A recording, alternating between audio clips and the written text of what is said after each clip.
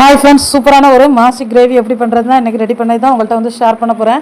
அதுக்கு தேவையான பொருள் பெரிய வெங்காயத்தில் ஒரு 2, தக்காளியில் ஒரு 2 தக்காளி எடுத்து வச்சுருக்கேன், 2 பச்சை மிளகா, கருவேப்பிலை, கொஞ்சமாக தேங்காய் துருவல் மாசி பொடி பண்ணுறது, கொஞ்சமாக தேங்காய் எண்ணெய் சேர்த்துருக்கேன், கடுகு, கருவேப்பிலை, பச்சை மிளகாய் எல்லாம் போட்டு நல்லா வதக்கியாச்சு. வதங்கின பிறகு வெட்டி வச்ச தக்காளியும் பல்லாரியும் ஒன்று போலவே நம்ம ரெண்டையுமே சேர்த்தே போட்டுக்கலாம். போட்டு நல்லா வதக்கிக்கிடலாம். நல்லா வதங்கின ஸ்டேஜில் வந்து நல்லா வதங்கின போது அதுக்கு தேவையான அளவு உப்பு நம்ம போட்டுக்கலாம். உப்பையும் போட்டு எல்லா காயிலையும் பழைய மாதிரி நல்லா வதக்கி விட்டுக்கிடலாம். வதங்கின ஸ்டேஜ் வந்தோன்னா அதுக்கு தேவையான மசாலா போட்டுக்கலாம். வேறு ஒரு மசாலையும் கிடையாது. வத்தல் பொடி மட்டும் ஒரு 1/4 ஸ்பூன் போட்டால் போது, நிறைய போடாண்டா. அதே மாதிரி உப்புமே நீங்கள் வந்து மாசி போடுறதுனால உப்பு கொஞ்சம் நம்ம பார்த்து போட்டுக்கலாம். அதனால் வந்து அதேமாதிரி உப்பும் போட்டு வத்தல் பொடியும் போட்டு நல்லா கிரேவியை நல்லா குழையிற அளவுக்கு சிம் ஃப்ளேவரில் வச்சு நல்லா கிண்டி விட்டுக்கலாம்.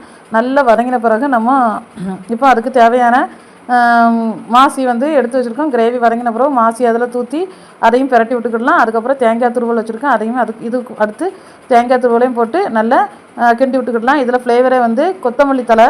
அது வந்து கொத்தமல்லி தழை வந்து நிறைய ஒரு கையளவுக்கு கொஞ்சம் எவ்வளோ கூடுதலாக போடுவோமோ அவ்வளோ தூரம் டேஸ்ட்டு சூப்பராக இருக்கும்.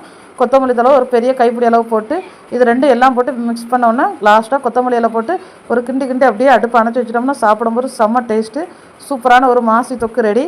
பருப்பு இந்த மாதிரி சாப்பாடுக்கெலாம் டேஸ்ட் நல்லாயிருக்கும். ஃப்ரெண்ட்ஸ், வீடியோ பிடிச்சிருந்தால் லைக் பண்ணுங்கள், ஷேர் பண்ணுங்கள், கமெண்ட் பண்ணுங்கள், நம்ம சேனலை சப்ஸ்கிரைப் பண்ணுங்கள்.